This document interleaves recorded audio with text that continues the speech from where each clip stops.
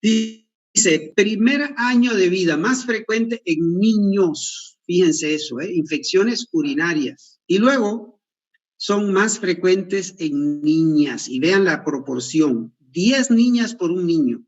Cuando uno tiene niñitos así de 3, 4, 5 años, es rarísimo que tengamos infección de orina. Eso es común en niñas. También se ven en los ancianos, ya de 80 años, otra vez vuelven a tener los varones mucha infección de orina. Causas, E. coli, fíjense, 75 a 90% de los casos, o sea, es muy común. Otros agentes como Klebsiella y Proteus, ¿verdad? También son, pero vean que todos son gram negativos. Eso es importante para el antibiótico que vamos a escoger. El adenovirus es causa de cistitis hemorrágica, ¿no? Cistitis hemorrágica. Ese se ve más común en varones, niños menores de 5 años. Pero ese es poco común. Muy bien. En las infecciones de vías urinarias, los agentes ascienden por la uretra. Son gérmenes del intestino, ¿verdad? Gérmenes del intestino. Entonces, fácilmente en una niña ascienden por la uretra, llegan a la vejiga y si son E. coli patógenas, llegan hasta el riñón y producen pielonefritis. En algunos casos puede haber también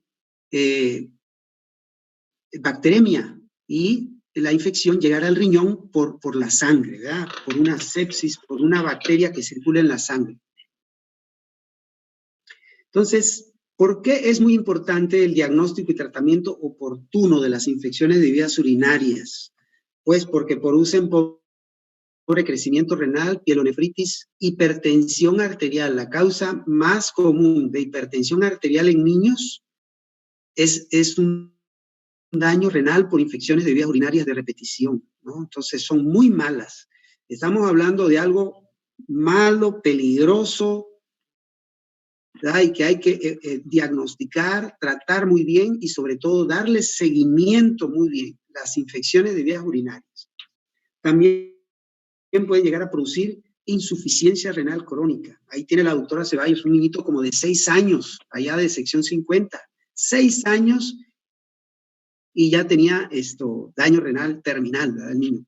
Y la preeclampsia se presenta con más frecuencia en mujeres que han tenido infecciones urinarias de repetición. Vamos a ver esto ahora. ¿Qué favorece que haya infecciones de vías urinarias? Mira, hay un montón de cosas, eso no se lo tienen que aprender, pero vean, pero voy a destacar esto. El primero y el más importante es el reflujo vésico ureteral. Sobre todo los pacientes que tienen vejiga neurogénica. La orina se regresa, ¿no? Se regresa, no debe regresar hacia el riñón, ¿verdad? Pero la orina se regresa desde la vejiga hacia los riñones en grados leves y en grados severos, y entonces eso favorece que el paciente tenga infecciones de vías urinarias. También vean la vejiga neurogénica, ahí está abajo, el estreñimiento en niños, el estreñimiento, eso siempre hay que buscarlo. Ustedes están leyendo las demás causas, ¿no? La disfunción miccional que puede ocurrir en niños pequeños por inmadurez, ¿verdad? Y no cualquier E. coli produce infección urinaria, sino esas, así se llama, E. coli con Fimbrias P. E. coli con Fimbrias P, ese es el que se une a un receptor muy particular, que es el que produce las infecciones de vías urinarias, ¿no? Entonces ahí está, factores de riesgo para infección de vías urinarias. Todavía más. Cuando los labios mayores se pegan, esa se llama sinequia de los labios mayores en las niñas, ¿verdad? Embarazo y todo eso favorece el desarrollo de infección de vías urinarias. Cuando tenemos infecciones, vean, hay 3 formas clínicas: pielonefritis, cistitis y bacteriuria asintomática. La bacteriuria asintomática no la vamos a tratar porque esa no da síntomas y no requiere tratamiento, ¿sí? Vamos a ver la cistitis y la pielonefritis. En este momento me gustaría que abrieran los casos de nefro. Así dice, ¿verdad? Casos de nefro, los casos 3 y 4. A ver si los abren y vamos a leer. Cuando estén listos, me avisan para que leamos el caso 4. el caso 3 y 4. Son los escenarios clínicos que vemos en la práctica.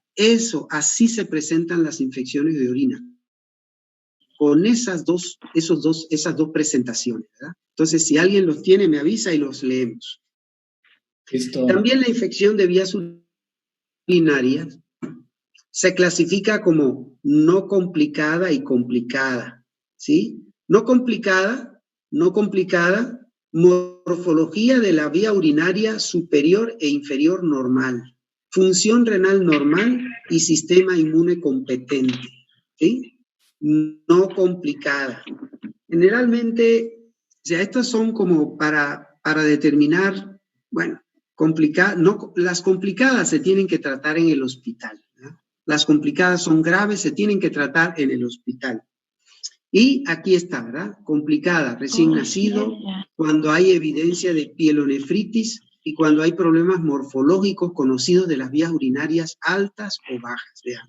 Entonces, esto es algo nuevo en la clasificación de las infecciones de vías urinarias, no complicadas, complicadas, y hay que prestar mucha más atención cuando son complicadas. Usualmente se tratan en el hospital. ¿Alguien tiene ya los casos? Sí. Sí, doctor. A ver, ¿alguien quiere leer el primero? Paciente masculino de 3 años se presenta a la consulta por edema generalizado de 4 días de evolución. No refiere fiebre. Presenta además malestar general y decaimiento. Orina en escasa cantidad y es de color oscuro. Antecedentes de los familiares: madre de 30 años, ama de casa, sana, padre de 33 años, policía, sano, 2 hermanitos de 8 y 1 año sanos. Antecedente: APN producto de EAT, parto vaginal normal sin complicaciones. Pesa 3.5 kilogramos, llora al nacer, alta a las 24 horas. Alimentación de base de sopas, frijoles, tortillas, carne 2 veces por semana, leche 4 o 5 veces por semana. No le gustan las verduras. Socioeconómico de medio social bajo, esquema de vacunación.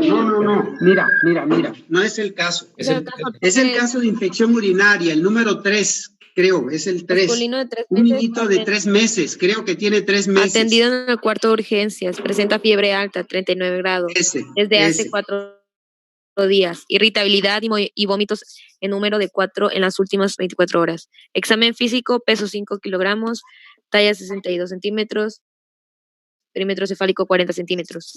Su examen de oído, nariz y garganta es normal. No tiene respiración y la función pulmonar es normal. Su mucosa oral está seca, su fontanela deprimida, el signo del pliegue es negativo.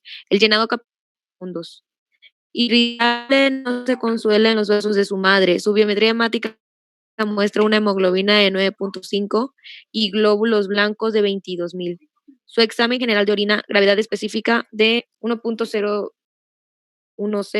glóbulos blancos de 100 por campo, glóbulos rojos de 10 a 15 por campo, nitritos negativos, proteína 1, una cruz, cilindros y alinos únicamente. Bien, eso es suficiente. Vean ese cuadro clínico: fiebre alta, bebé pequeño con fiebre alta, decaído, luce enfermo, deshidratado, está deshidratado, eso significa que está enfermo, luce enfermo. Y vean ese examen de orina, ¿no? Y en cambio el otro caso, vamos a leer el otro caso. ¿Quién quiere leerlo?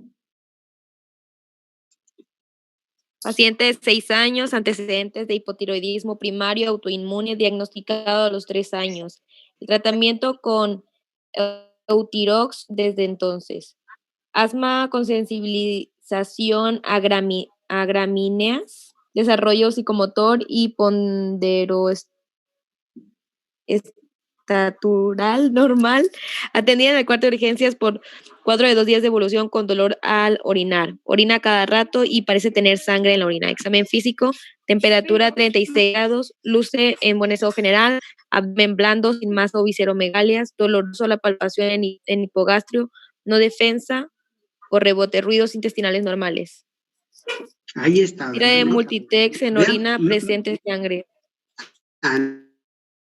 Este es un niño más grande, 5 o 6 años, esa es la edad, con cistitis, le duele la parte inferior del abdomen, le orina cada ratito, le arde para orinar, hasta sangre tiene en la orina, ¿verdad? Esas son las infecciones urinarias bajas. Estos no se hospitalizan, son niños más grandes. Esto es tal el cuadro que uno les puede dar tratamiento sin tener un examen general de orina. Claro que de ser posible uno siempre se los pide, ¿no?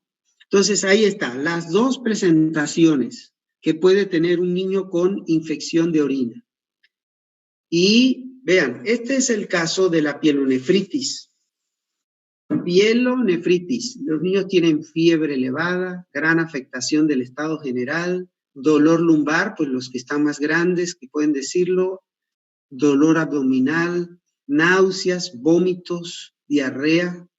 La leucocitosis es importante, hay aumento de la velocidad de sedimentación globular y de la PCR. Entonces, vean ese cuadro, es muy notorio, ¿verdad? Muy notorio, pielonefritis. En cambio, bueno, sigue manifestando que fiebre, ¿verdad? Fiebre, irritabilidad, llanto miccional, cuando puede ser que un diagnóstico de estos no se diagnostique. El niño tiene 15 días, 20 días con fiebre y no le han hecho un examen de orina, entonces tiene disminución de peso. Vean ese cuadro, diarrea, una diarrea que no se cura. Cuando un niño tiene diarrea y no mejora, hay que hacerle un examen de orina para ver si no es una infección urinaria lo que tiene. En fin, ahí están, ¿verdad? Ahí están las manifestaciones inespecíficas de los bebés, ¿no? Fiebre. Una de las principales causas de niños con fiebre sin foco, ¿se acuerdan de ese tema? Los niños con fiebre sin foco, estos generalmente lucen mal. Una de las causas principales es la infección de vías urinarias. Y también, para que no se nos olvide, es parte de la evaluación de los niños con dolor abdominal crónico. Niños que tienen semanas, meses con dolor abdominal recurrente, crónico, y hay que hacer un examen de orina para checar si la causa del problema no es una infección urinaria, ¿no? Entonces son como quien dice adicionales.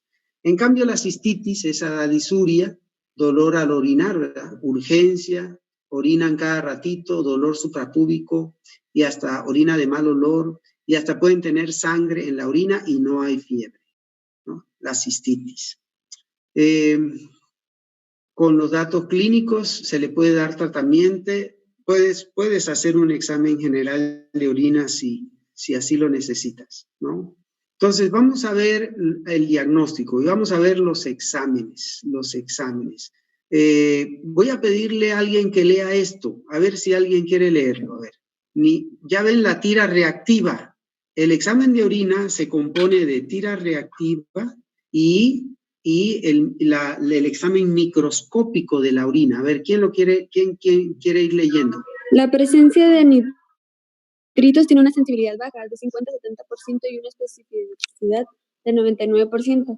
La detección hasta allí, espérame, vean, nitritos en orina positivos, ¿sí? Es una señal de infección de orina, nitritos positivos, ¿verdad? Así te lo marca el examen de orina.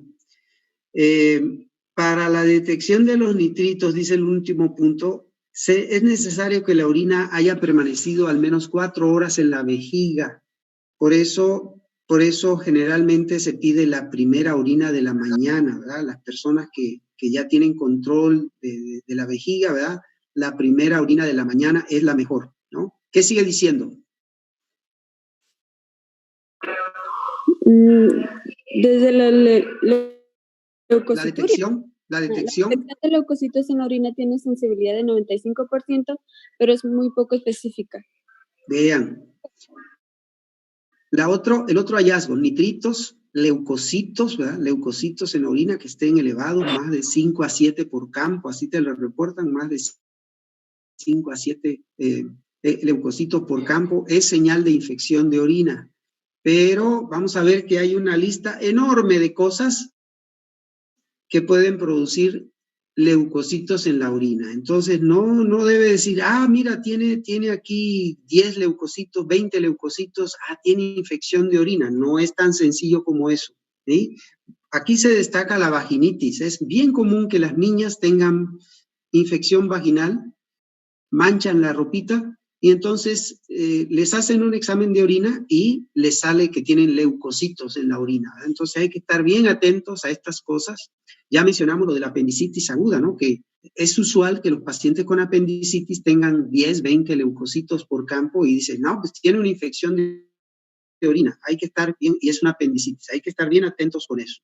Entonces, leucocitos en orina, pero tomar en cuenta, es muy poco específico. ¿Qué dice el otro?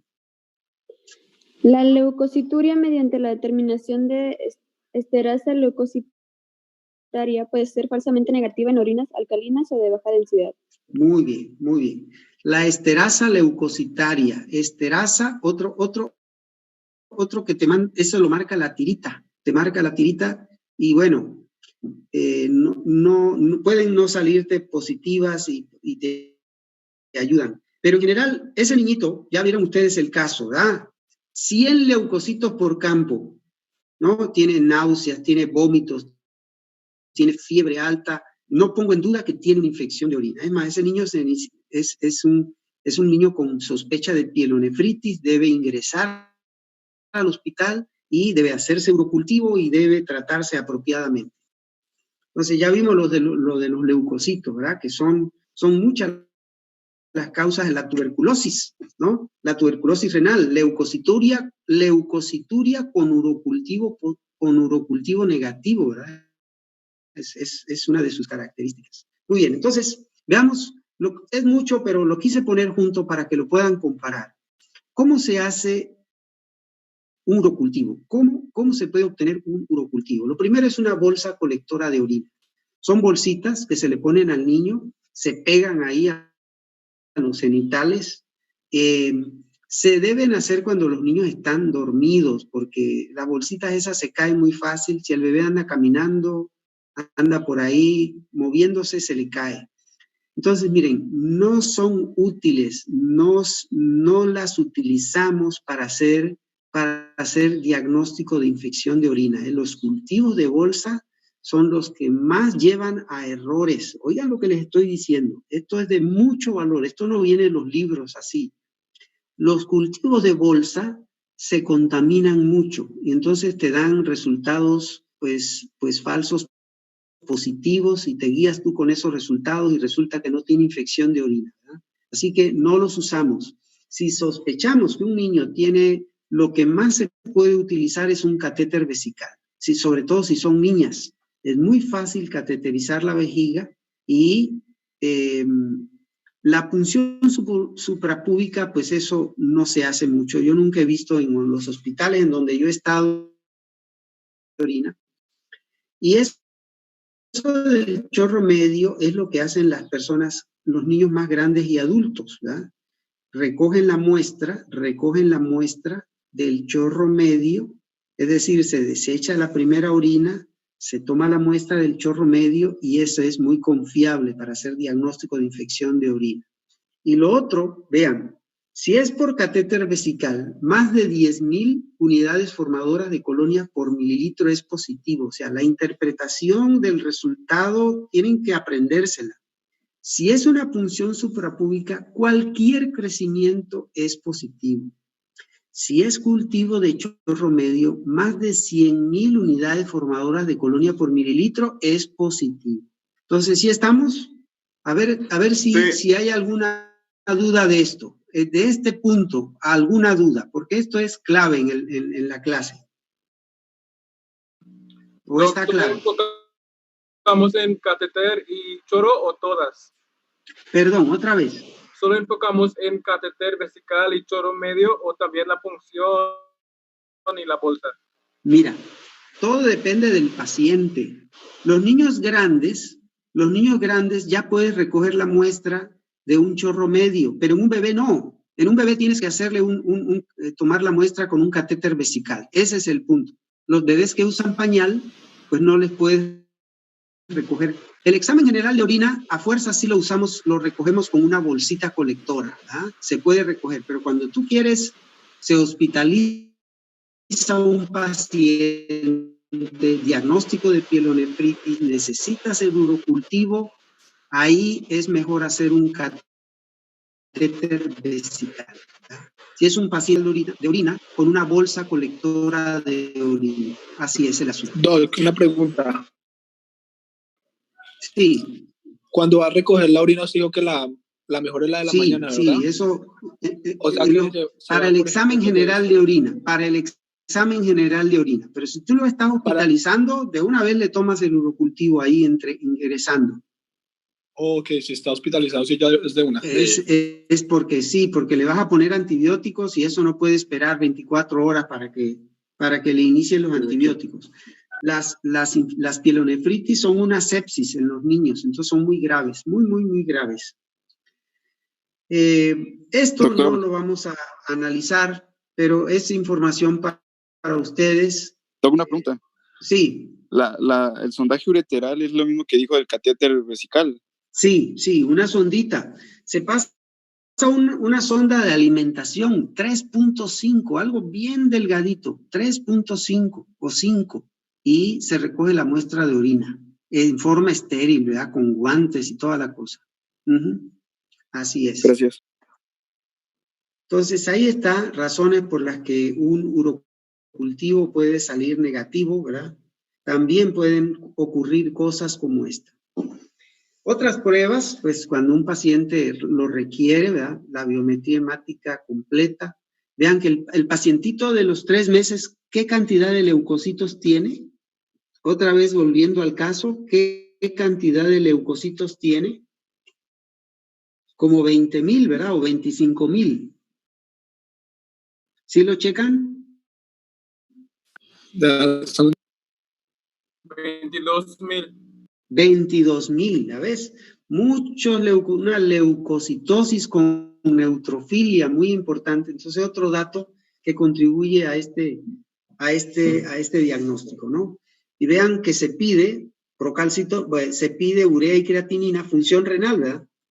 Biometría hemática completa, a veces se requieren electrolitos séricos si tiene varios días, urea y creatinina, y el ultrasonido renal. Estas son pruebas de entrada. Cuando un paciente se hospitaliza, así le pedimos, ¿verdad? Si hay procalcitonina, si no hay, pues no se le pide, ¿no?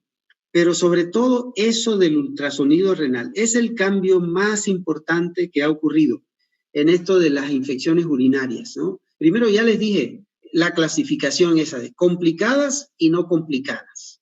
Ya les dije de eso. Y lo otro es el realizar un ultrasonido al ingreso del paciente, porque queremos ver de una vez si tiene algún problema, alguna complicación, un absceso, ¿verdad? O tiene una malformación, o tiene una hidronefrosis, de una vez se quiere ver eso. Entonces ahí están, pues la verdad me adelanté un poquito los estudios claves. Cuando lo que sucede es que vamos a saltarnos esta parte y ahorita volvemos a esto, los estudios que se tienen que hacer en los niños con infecciones de vías urinarias, que son el ultrasonido y el cistograma miccional. Ahorita vuelvo sobre esto. Y el DEMSA, este estudio se llama DEMSA, que es un gamagrama con tecnesio 99. Ahorita volvemos sobre esto. Entonces, vean el tratamiento. En casos de cistitis, pues hay varios antibióticos que se pueden utilizar. El trimetoprim todavía sigue en la lista. La nitrofurantoína es muy bueno porque como no se usa para nada, los niños no tienen resistencia a este antibiótico. Por 5 a 7 días es más que suficiente. Pero, por ejemplo, la cefalexina, que es una cefalosporina de primera generación, cubre muy bien a E. coli. Eso es por vía oral. Son tratamientos ambulatorios para la cistitis. Y otro antibiótico que funciona muy bien es la cefuroxima, que es una cefalosporina de segunda generación. Entonces, también funciona muy bien. En el caso de los niños con pielonefritis, ese va para el hospital, ¿verdad? Porque es una infección urinaria complicada.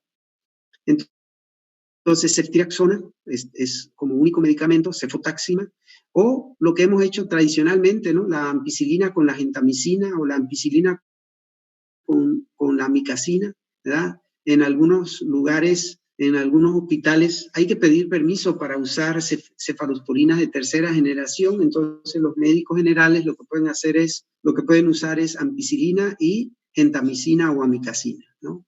Entonces, ahí está.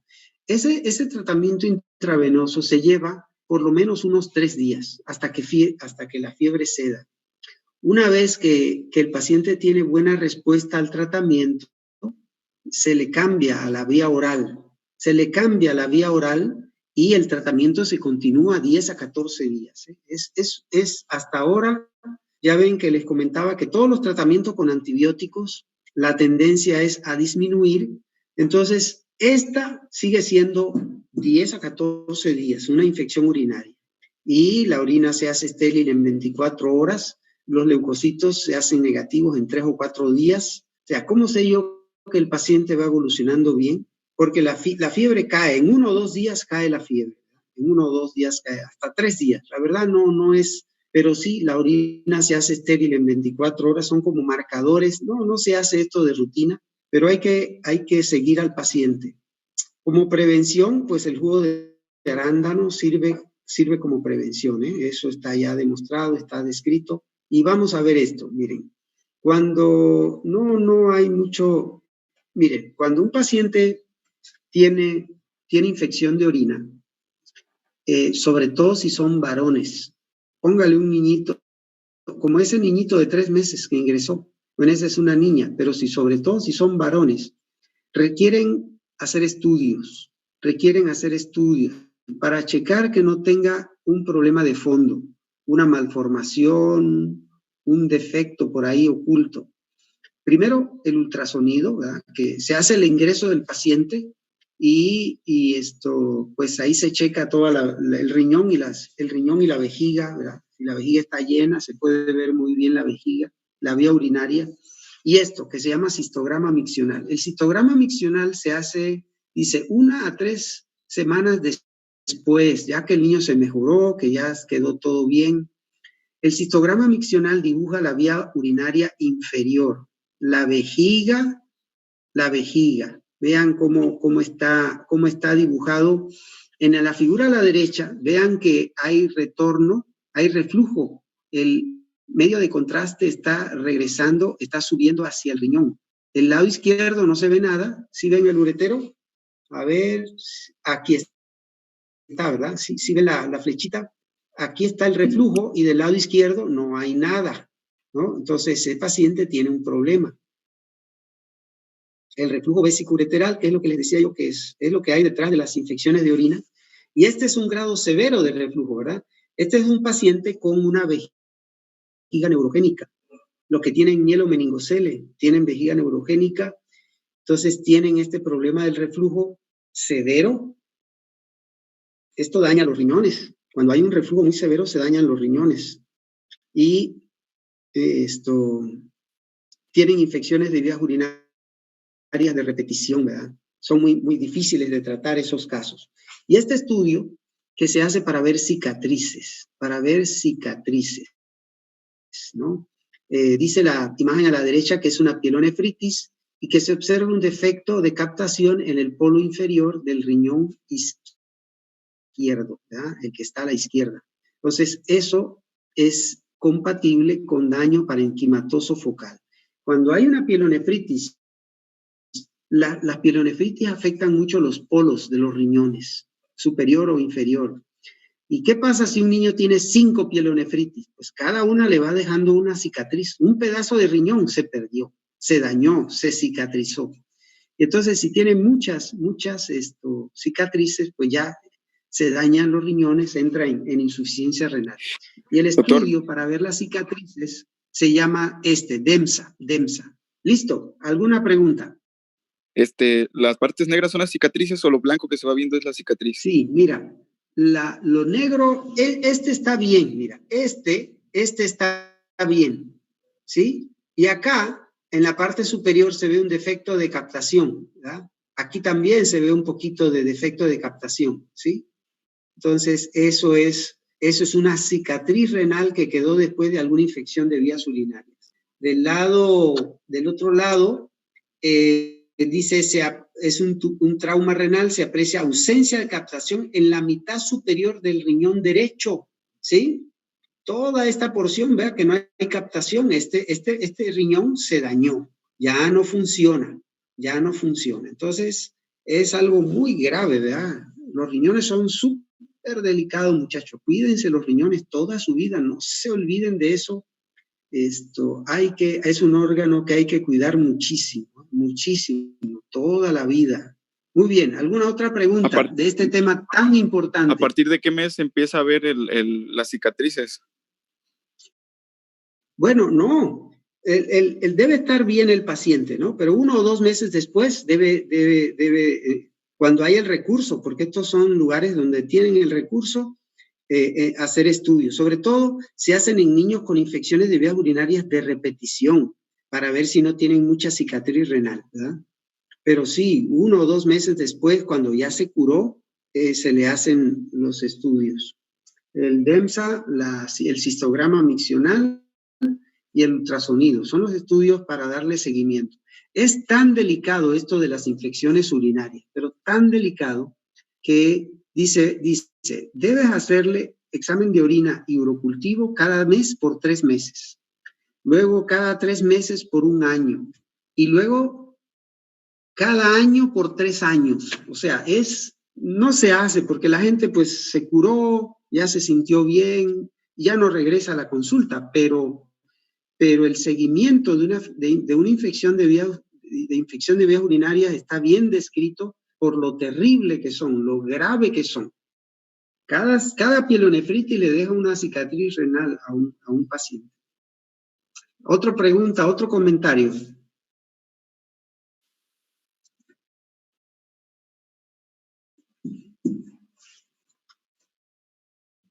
¿Listo? Vamos a ponerle aquí, dejar de... Y entonces me voy a poner acá, compartir pantalla, y nos vamos a ir a...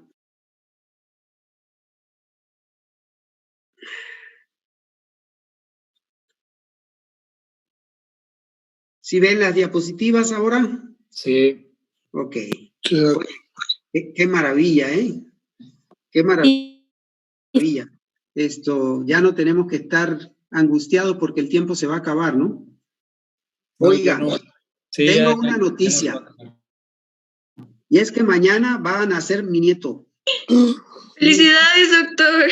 Mi quinto nieto. Felicidades, doctor. Mañana. ¡Felicidades! En medio de la pandemia. No, vieras que no. ¿No? No, tiene su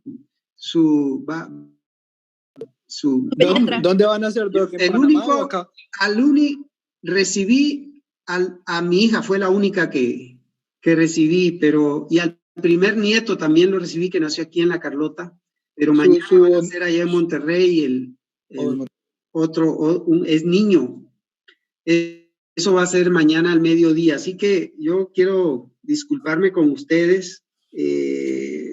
Pues va a estar difícil que yo no deje de ir porque se va a enojar mucho la familia, mi esposa sobre todo. Entonces, no se preocupe que la familia es primero. No se preocupe, Doc. Lo que vamos a hacer, yo no sé si ustedes al cabo están en su casa, ¿verdad? Y tienen oportunidad para que la podamos hacer. Mañana nos ponemos de acuerdo. Digo, el viernes nos ponemos de acuerdo para ¿cómo se llama? Dar la clase, ¿no? Para dar la clase. Pero el jueves tenemos clase y podría ser el viernes, no sé qué les parezca. Sí, está bien. Bueno. Doctor, estoy bien. Doctor, okay. Se congeló, no sé si dijo algo sobre hoy la revisión de las 7. A las 7, ¿verdad? Sí. A las 7 quedamos con ustedes, ¿verdad? Me gustaría que todos participaran, ¿no? Claro que es es como quien dice el examen de los que ya están asignados, pero que todos estuvieran, que todos preguntaran para que repasemos los temas, ¿no? Doctor, ¿y la clase del viernes que posiblemente la va a dar puede ser en la mañana? Sí, sería en la mañana. Si ustedes dicen a qué hora la hacemos, no sé, puede ser igual a la misma hora, a la 1 o más temprano, como ustedes vean.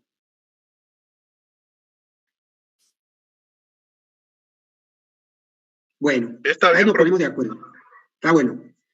Entonces, vean, este es otro caso. Este es el caso 1, dice, caso clínico nefro, este es el caso 1. Vamos a leerlo. Alguien que lo lea.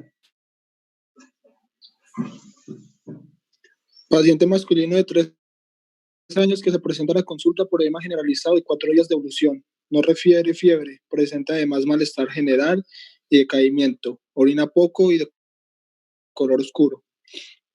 Antecedentes heredofamiliares: madre de 30 años, ama de casa, sana. Padre, 33 años, policía, sano. 2 hermanitos de 8 y 1 año sanos. Antecedentes prenatales: producto de embarazo a término. Ok. Parto vaginal normal, sin complicaciones. Pesos 3.5 kilogramos. Lloró al nacer. Alta a las 24 horas. Sí. Vean el problema clínico. Siempre les insisto en eso. Identificar el problema clínico. Es un niño de 3 años con edema generalizado. Está hinchado de la cara, de las manos, de los pies, ¿no? Edema generalizado. Ese es el tema.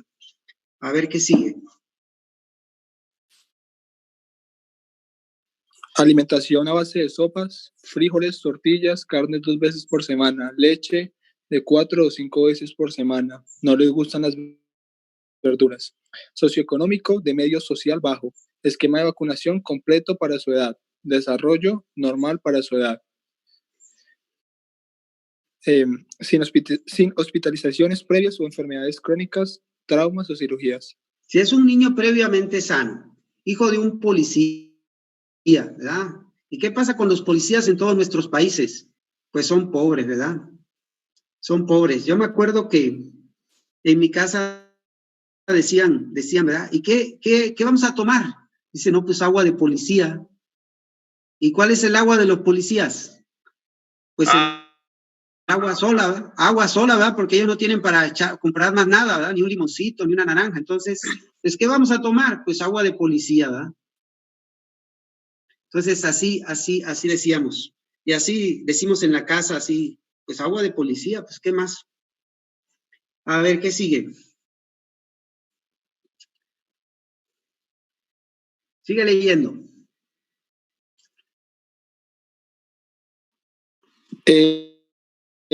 Examen físico, peso 18 kilogramos, talla 95 centímetros, frecuencia cardíaca 100 latidos por minuto, frecuencia respiratoria 32, temperatura 37 grados centígrados y presión arterial 90/50. Decaído, sin fiebre, neurológico normal, bien hidratado, en anasarca. ONG sin compromiso. Y garganta. Ok, sin compromiso, corazón rítmico sin soplo, pulmones bien ventilados, sin estertores, abdomen muy prominente, blando, ascítico, no se palpan visceromegalias, cráneo escrotal, no tienen petequias u otro tipo de lesiones en piel. 18 kilos, 3 años. ¿Cuánto debe pesar un niño de 3 años? A ver, díganme ustedes.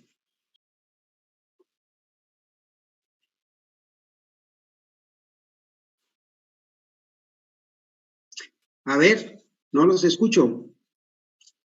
3 años. Pues debe pesar unos 14 kilos. Como está hinchado, pesa 18, ¿sí? Así es el punto. Y vean esa presión arterial. Esa presión arterial es normal. Siempre, nefro, siempre. Si no hay presión arterial, está incompleto el examen. Hay brazaletes.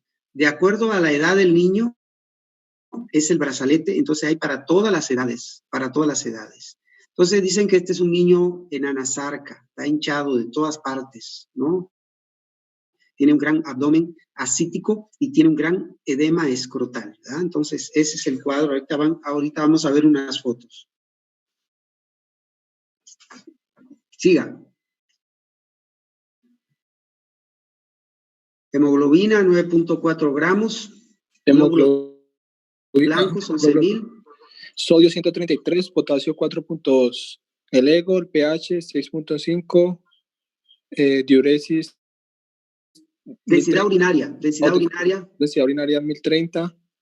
Aspecto claro, color amarillo, proteínas 4 positivo, glucosa negativo, acetona 1 positivo, urobilina normal, hemoglobina negativo, nitritos negativo, cilíndricos y alinos 1 en 2 campos, sobre 2 campos, cilíndricos, cilindros cereos 1 sobre 2 por campo. Leucocitos 3 a 5, dice. 3 a 5 por campo. Eritrocitos 2 a 3 por campo. Urea 80 miligramos sobre decilitro y creatinina 1.2 miligramos sobre decilitro. Colesterol 324 miligramos. Proteínas totales 5.5, albúmina 1.8 y globulinas 3.7. Dígame qué cosas son anormales en esos exámenes. A ver, alguien que me comente algo.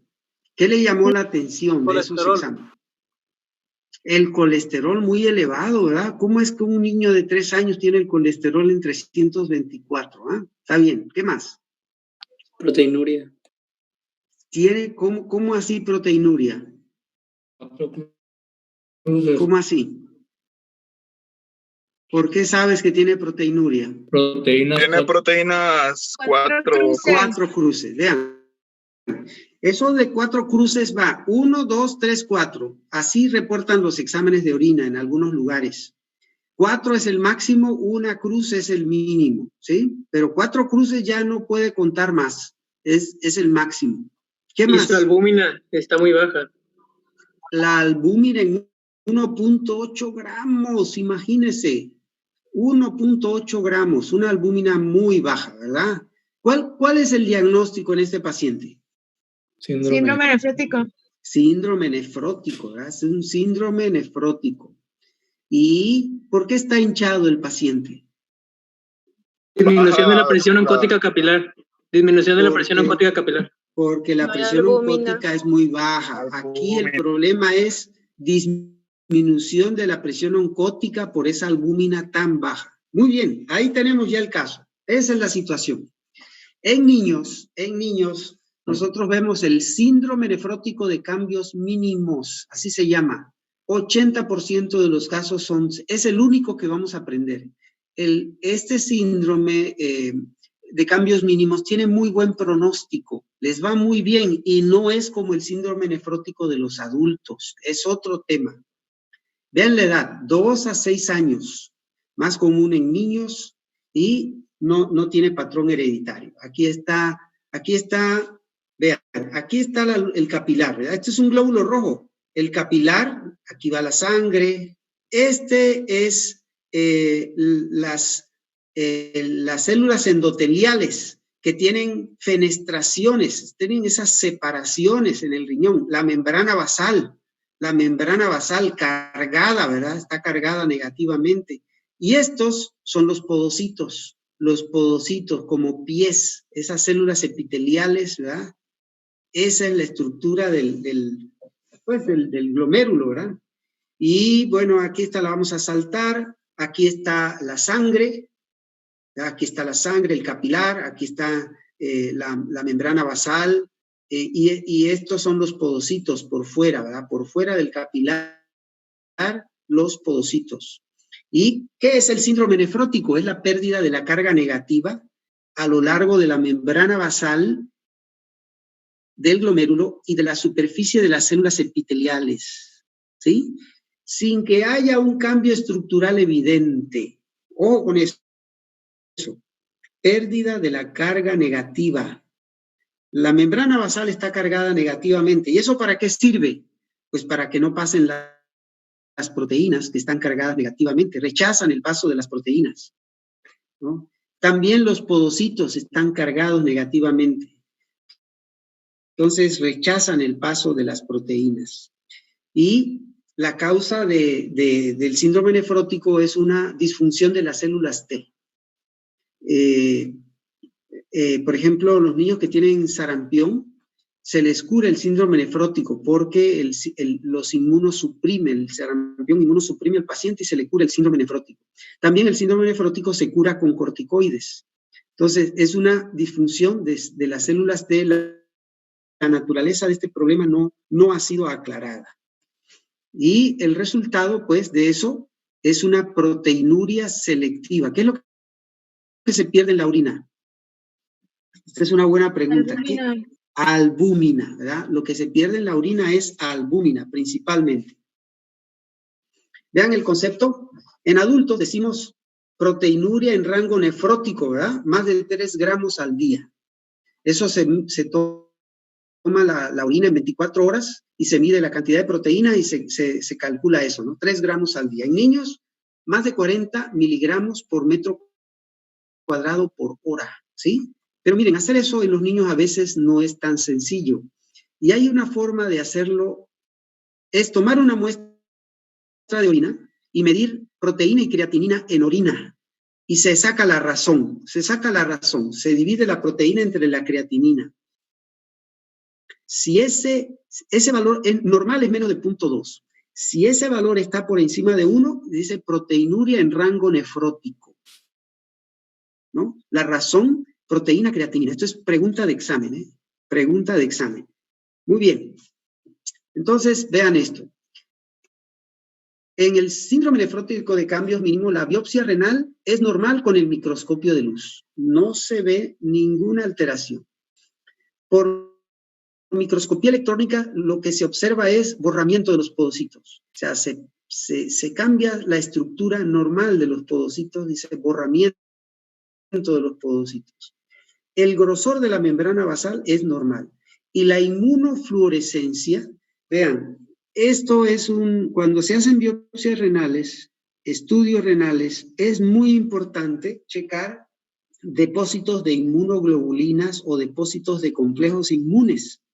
Eso se hace por inmunofluorescencia, pues en los casos de síndrome nefrótico resulta negativo esos estudios de inmunofluorescencia. Bueno, ¿por qué hay edema en el caso del síndrome nefrótico? Ya me dijeron. ¿Cómo está el sistema renina-angiotensina-aldosterona? A ver, díganme. ¿Aumentado? Aumentado. ¿Cómo está el volumen intravascular en el síndrome nefrótico? Aumentado. Disminuido. Fíjense esto. Porque le sale el agua al intersticio. Así es, así es. Así que muy importante esto. Es un niño que viene súper hinchado. ¿Le dan diuréticos a este niño? ¿Le dan diuréticos a un niño así? No. No,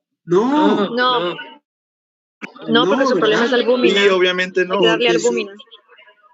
Porque su volumen intravascular ya está disminuido. El sistema renina-angiotensina-aldosterona está activado, está reteniendo sodio y agua, todo lo que da, ¿verdad? Por eso doctor, si le damos diuréticos, lo deshidratamos. Lo acaba, se muere si le da un diurético, ¿verdad? Muy bien, ahí están, miren esa pacientita, esa niñita, y vean, este es otro, así se veía Willy. Willy es el paciente que estamos discutiendo ahorita, con su abdomen ascítico, ¿verdad? Así se ven los niñitos con síndrome nefrótico. Entonces, el diagnóstico de este problema se completa midiendo el colesterol y triglicéridos en la sangre. Están elevados. O sea, un niñito hinchado, con albúmina baja, con proteinuria, le mides colesterol y triglicéridos, están elevados, ahí está el diagnóstico, ¿verdad? Así se hace el diagnóstico. Las lipoproteínas de baja densidad y las de muy baja densidad están aumentadas y las de alta densidad normales o disminuidas. Bueno, son lo que pasa con...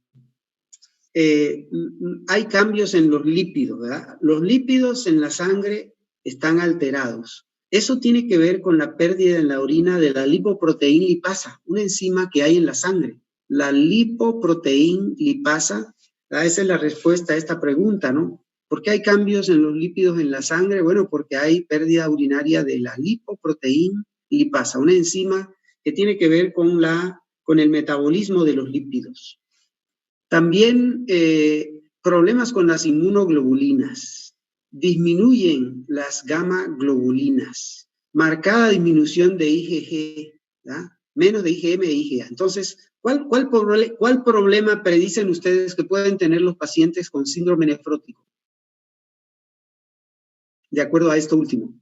Infecciones. Infecciones, son más propensos a infecciones.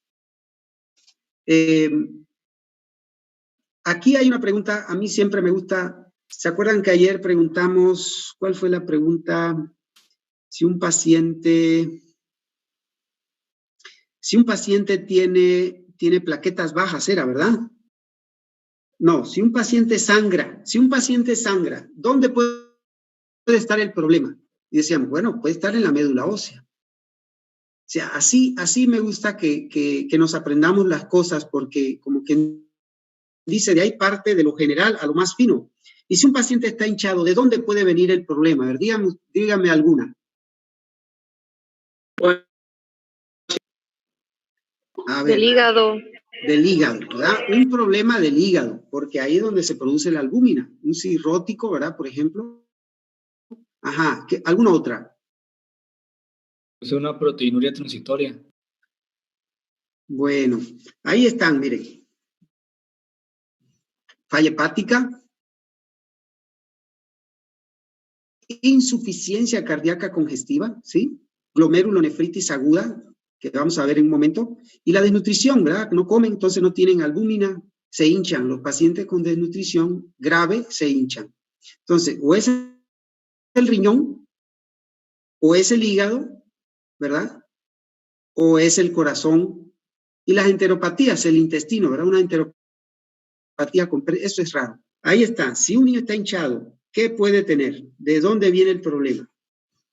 Aquí están ya los exámenes de laboratorio, proteína 3,4 cruces, cilindros serios, ojo con eso, cilindros serios.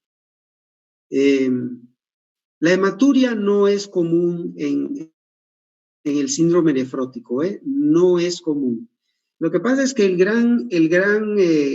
gran contraparte es la glomerulonefritis aguda. Entonces, lo que caracteriza la glomerulonefritis aguda es la hematuria. En cambio, en el síndrome nefrótico, los dos están hinchados, ¿verdad? No hay mucha hematuria. Los valores de urea y creatinina usualmente son normales en el síndrome. Aquí la urea está elevada. En este caso, la urea está elevada. ¿Alguien puede decirme por qué la urea está elevada en el síndrome nefrótico? Eso lo vimos en líquidos y electrolitos, cuando vimos el tubo contorneado proximal. Está intentando retener agua, ¿no? Está intentando retener agua. Ese sistema basa recta. Bueno, todavía le falta. Tubo contorneado proximal. ¿Qué aumenta cuando hay deshidratación? ADH, AMP cíclico aumenta, entonces aumentan los canales de urea. No. Osmolaridad. La osmolaridad. Todavía no me dicen. Bueno, ¿qué pasa con el paciente deshidratado? Aumenta su reabsorción en el tubo contorneado proximal, ¿sí? Acuérdense, revisen esa parte.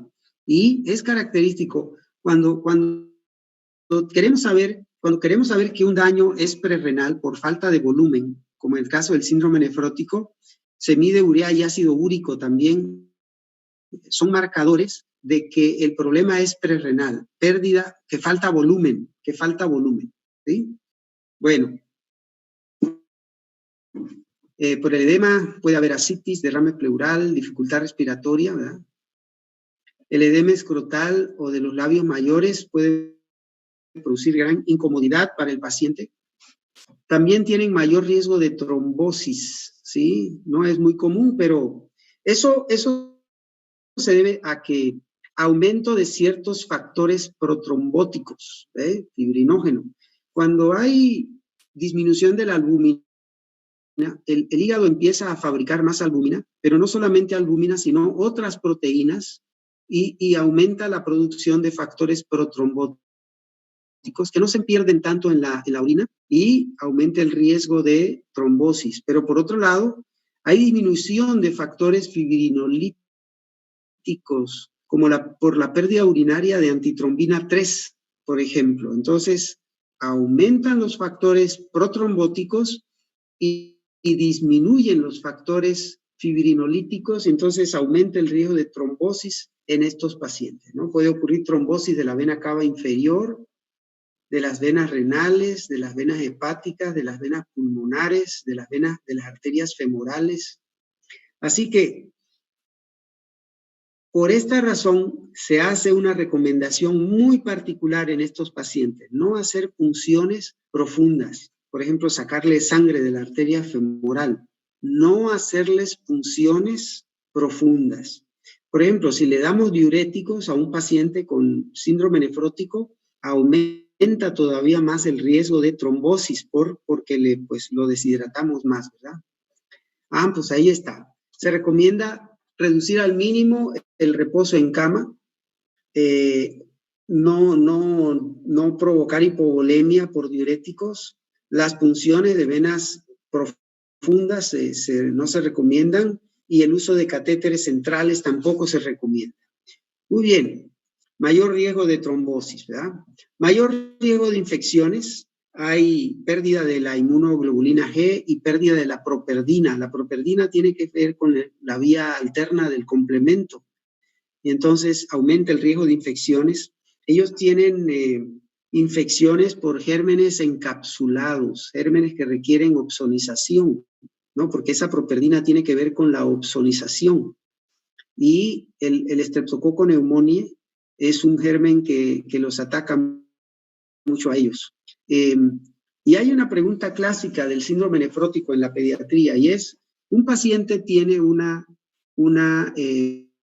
peritonitis, un niño con síndrome nefrótico tiene una peritonitis, ¿cuál es el germen más probable? Y la respuesta es el Streptococcus pneumoniae, por ser un germen encapsulado que requiere opsonización y es un germen que comúnmente puede producir infecciones en niños con síndrome nefrótico, por ejemplo, neumonías infección del líquido de asítida, la infección del líquido de asitis. Muy bien, y llegamos finalmente al tratamiento. ¿Alguna pregunta hasta aquí? ¿Alguna duda sobre el síndrome nefrótico? A ver. Sí, ¿alguna pregunta hasta aquí? Había dicho que eran más propensos a infecciones por la pérdida de inmunoglobulina sí. G, ¿y cuál más? Y por properdina. Properdina es una proteína que tiene que ver con la activación de la vía alterna del complemento. Gracias. Entonces, es importante para la opsonización. ¿Inmunoglobulina qué? Inmunoglobulina G. Así es. Y vean, el tratamiento, hacer una prueba de PPD. Y eso, a ver si a alguien se le ocurre, ¿por qué hay que hacer una prueba de PPD a un paciente con síndrome nefrótico? Eso es para ver si tiene tuberculosis. ¿Por el inmunocompromiso que tiene? Miren. ¿Por una T miliar o algo así? Esto es una ley. Si le vamos a dar corticoides a un paciente, puede reactivarse su tuberculosis o tener una tuberculosis miliar, ¿verdad? Ahí, porque el bacilo de la tuberculosis siempre queda latente. Todo paciente que va a recibir corticoides, sea por lo que sea, ¿qué necesita que se le haga antes? Buscarle, hacerle un PPD. Si el PPD que tiene el bacilo de la tuberculosis latente, se puede reactivar la tuberculosis. Y la base del tratamiento del síndrome nefrótico es la prednisona, ¿verdad? Ahí están las dosis. Generalmente se les da el primer mes, ¿no? 60 miligramos por metro cuadrado por día, y el tratamiento dura 3-4 meses tomando la prednisona, ¿no? Y la proteinuria disminuye dentro de las 3 primeras semanas. Miren, otro detalle, el síndrome nefrótico tiene recaídas. Este Willy tuvo 3 recaídas, es decir, le dimos tratamiento y al cabo de 3-4 meses, otra vez regresa a la consulta hinchado, con proteinuria, con todos los datos. Entonces son comunes que ocurran estas recaídas, es esperado, y en cada recaída se hace exactamente lo mismo. Un síndrome nefrótico de cambios mínimos, sí lo maneja el pediatra, no necesita enviarlo a un nefrólogo para que lo haga, sí se puede manejar. Lo único que hay que darle la prednisona y saber cómo se da y ya. Para la aplicación de sus vacunas se deben esperar 3 meses de que haya terminado el tratamiento con corticoides. ¿Verdad? No se deben aplicar vacunas de virus vivos a pacientes en tratamiento con altas dosis de corticoides. ¿Verdad? Y el pronóstico a largo plazo es excelente. ¿Sí? Terminamos este tema. No sé si hay algún comentario por allí, alguna pregunta. Muy interesante. El tema de síndrome nefrótico siempre ha sido muy, muy interesante. Yo tengo una pregunta. Sí. Si el paciente presenta proteinuria de una cruz, ¿sí puedo empezar a sospechar ya de no, definitivamente que no. No. Muchas infecciones, la glomerulonefritis, muchos padecimientos te dan así, proteinuria 1 o 2 cruces, y no, de ninguna manera.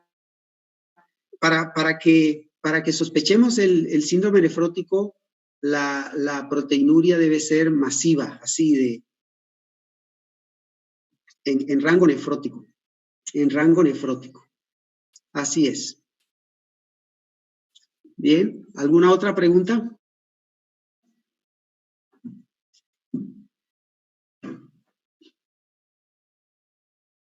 Ya no queda tiempo para más, pero sí me gustaría introducir este tema, ¿no? El tema de la contraparte del síndrome nefrótico. Vamos a leerlo. Algunos de ustedes que lo lean.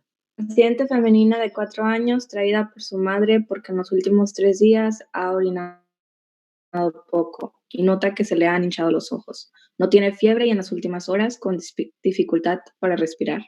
Presenta además poco apetito y malestar general y se queja de cefalea y dolor abdominal. Sus antecedentes no son de importancia para el padecimiento actual. Ahí está. Otro niño hinchado. Otro niño, pero dice que se ha hinchado de los ojos, ¿no? Hinchado de los ojos, y también la mamá dice que orina poco, ¿sí? ¿Qué más?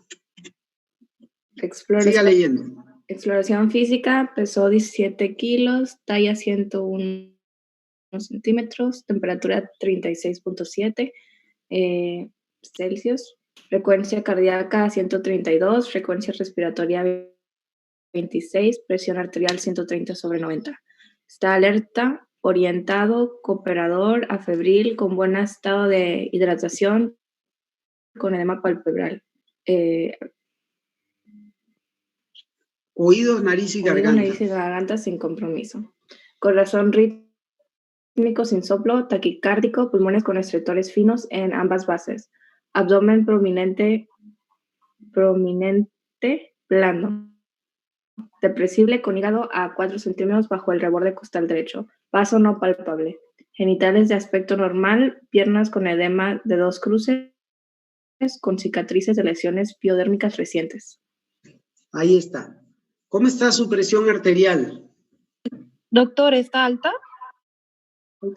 Está elevada, exacto. Es una presión, imagínese, un niño de 4 años con 130/90, ¿verdad? De presión. Entonces, eso es la clave. Todo niño que uno dice riñón, a tomarle la presión arterial, a como dé lugar, ¿no? Entonces dice que tiene estertores finos en ambas bases. No se olvide, eso lo vamos a destacar después. Que tiene un abdomen prominente y el hígado a 4 centímetros. ¿Y cuánta frecuencia cardíaca tiene? 132. ¿Alguien puede decirme qué complicación tiene ese paciente aparte? Con esos 3 datos que acabo de mencionar.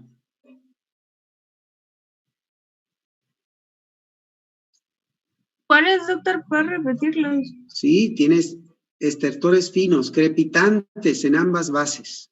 El hígado a 4 centímetros debajo del reborde costal derecho. Tiene taquicardia y taquipnea. Edema pulmonar. Este es un paciente que está haciendo edema pulmonar. ¿Sí? Dice además que tiene edema a 2 cruces de las piernas. Está hinchado de las piernas y tiene lesiones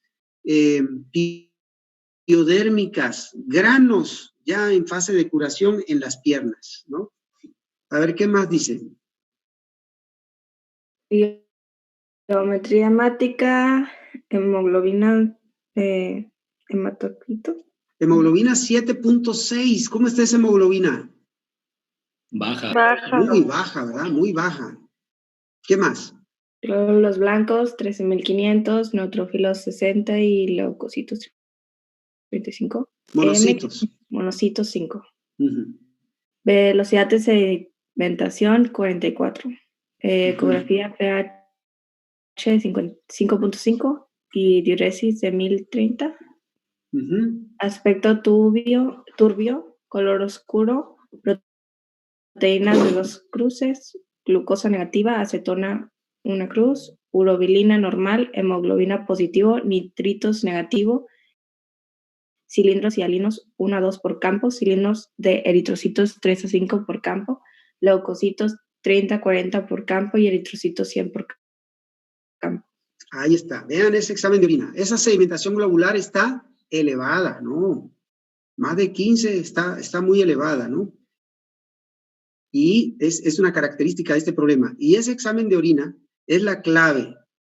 Este examen de orina se utiliza mucho para compararlo, ¿verdad? Imagínense que hagamos un pareo ahí en el examen y les pongamos datos de síndrome nefrótico y de glomerulonefritis aguda. Acá, ¿cómo están las proteínas? 1 o 2 cruces. 2 cruces. ¿Verdad? O sea, es poquita la proteinuria. Y, en cambio, hay muchos eritrocitos. ¿Cómo eran los cilindros? Los cilindros en el síndrome nefrótico. Cilindros, ¿cómo le llamaron? Cilindros céreos de grasa, cilindros de grasa, cilindros céreos. En cambio, acá dice cilindros de eritrocitos. Cilindros de eritrocitos. Vean los leucocitos, 30, 40 por campo. No por eso tiene infección de orina, ¿no? Entonces, ahí está ese cuadro. ¿Cuál es el diagnóstico en este caso? No, tiene más datos. Vean estos datos. Urea, creatinina, proteínas totales, albúmina 3.6, esta sí está normal, ¿verdad? Y aquí está la clave, el valor del complemento, C3 de 45, está disminuido, y C4, 18, está normal. La proteína C reactiva, positiva. Entonces, ahí está. ¿Cuál es el diagnóstico en este caso? ¿Una glomerulonefritis postestreptocócica? Ese es el tema que estudiamos en pediatría. Hay como 100 causas para glomerulonefritis. Hay como 100 causas para síndrome nefrótico. Pero ¿cuál es el que nos interesa a nosotros? El síndrome nefrótico de cambios mínimos y la glomerulonefritis aguda post-estreptococo. ¿Sí? Post-estreptococo. Entonces, esos son los 2 temas que debemos aprender. Muy bien. Bien, pues yo creo que ya terminó el tiempo para la clase nuestra. Siguen con las siguientes clases. Nos vemos a las 7, si Dios quiere, y nos ponemos bien de acuerdo para lo que viene, pues, para lo que sigue. Y ya yo les cuento qué pasó con el nacimiento del bebé. Felicidades, doctor. Felicidades, doctor. Dios le bendiga. Sí, hasta luego y que estén muy bien. Cuídense. Adiós.